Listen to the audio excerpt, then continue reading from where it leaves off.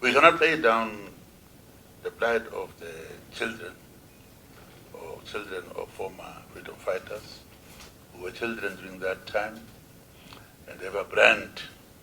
They maintain it as children of the struggle. We have to appreciate that, and I'm very proud and impressed that most of you are employed. That time I was told off too. Don't think we're not employed. I'm working for UN. Somebody told former president, yeah, she says she was working for UN and so on. So I'm not here to beg and so on. So that's true. I'm very glad that those of you who are active are fully, properly employed. So it doesn't look like just irresponsible people just making less. I was very happy to hear that. It's true others are suffering. But we should have a way also, before we talk about affiliation, how we can now address the issue collectively. I knew about getting them training and employment. In the past, some didn't want to get training, they just want to get jobs because they are only enough and so on.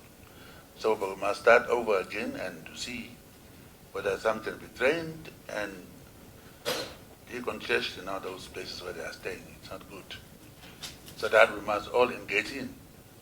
Also, party has a meeting. We have a top 4 this afternoon, and then we have a political. I'll mention. I will report this meeting, just to mention it.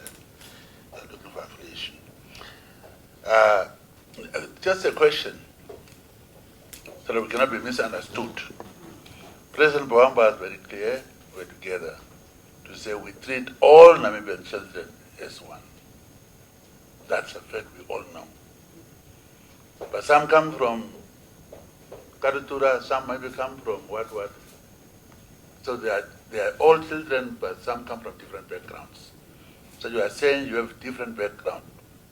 You are not saying treat us as exclusive group, but recognize where we come from, recognize what we went through, what our parents went through, compared to others. And also, we also recognize people at home also suffered. We're not denying that, but different settings. Exile, now parents, or I know the situation. It's not easy. And then to be at home, when you're oppressed, you see the parents, you could cry on. So we're not discriminating, I'm trying to say that, but there are different circumstances, different backgrounds, different histories.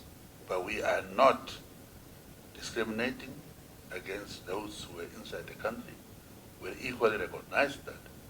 The Veterans Act currently makes provision for people who have participated in the liberation struggle until the attainment of independence in 1990. Government only extends grants to the dependents of the deceased veterans if they were still under their care. NEKA believes that the inclusion of the former exiled children in the Act would address some of the socio-economic challenges they are facing. We are still engaging and hoping that we get this recognition through our body. As we all know that a child is born out from a mother, you are breastfeeding from the mother. So how you separate the two is actually, it doesn't make sense. So that is the fight we have been having with our Veteran Act, which was actually drafted much too late, that it doesn't accommodate us as children of the liberation struggle, because the first time when it was drafted, it was in 2008, and unfortunately it only caters for kids that were 18 by that time. And unfortunately some of us, as you know, we were no more 18. As a result, the Act have excluded us, only including those that were born inside the country, which have equally the same rights as the other children, the other kids that were also born by the veterans. If registered as veterans, NEKA members could be eligible for benefits including the monthly veteran grant, project funding, and a number of other subsidized welfare programs.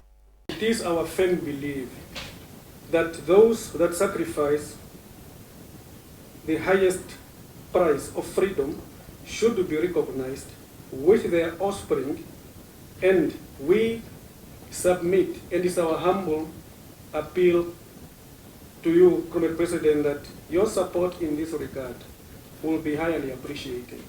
The Deputy Minister of Defense and Veteran Affairs, Hilma Nicanor told NBC News that government is yet to consider the request as it was just submitted.